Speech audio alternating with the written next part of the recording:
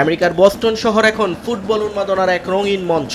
বিশ্বকাপ ফুটবলের high voltage quarter ফাইনালে মাঠে নামার অপেক্ষায় মরক্কো ফ্রান্স। তবে মাঠের লড়াই শুরু হওয়ার আগেই বস্টনের রাজপথ মাতিয়ে রেখেছেন দুদেশের হাজারো সমর্থক।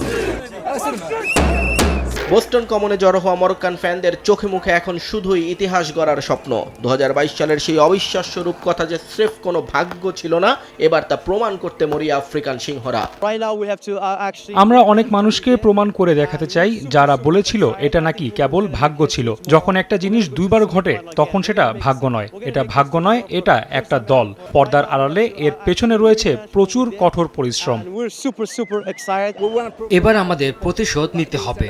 আমার মনে হয় আজ আমরা ইতিহাস গড়তে যাচ্ছি। আমরা আবারও সেমিফাইনালে উঠতে যাচ্ছি।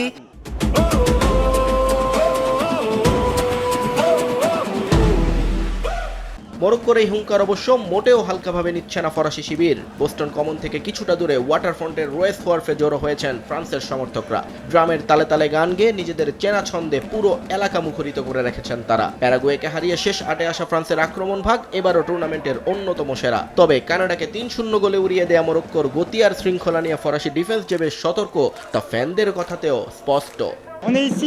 আমরা একদম শেষ পর্যন্ত যাওয়ার জন্য এখানে এসেছি। আমার এক বন্ধু আমাকে বলেছিল জীবন মানেই আবেগ, আর আমরা সেই আবেগের অভিজ্ঞতা নিতেই এখানে এসেছি একদম ফাইনাল পর্যন্ত।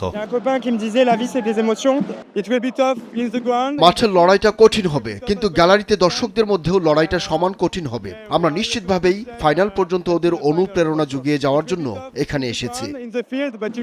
মাঠের লড়াইয়ে কৌশল আর বুটের ধার কার বেশি তা জানা যাবে বোস্টন স্টেডিয়ামের সবুজ গালিচায়। ফুটবল রোমাঞ্চের এই চূড়ান্ত মুহূর্তের সাক্ষী হতে এখন অধীর অপেক্ষায় পুরো বিশ্ব।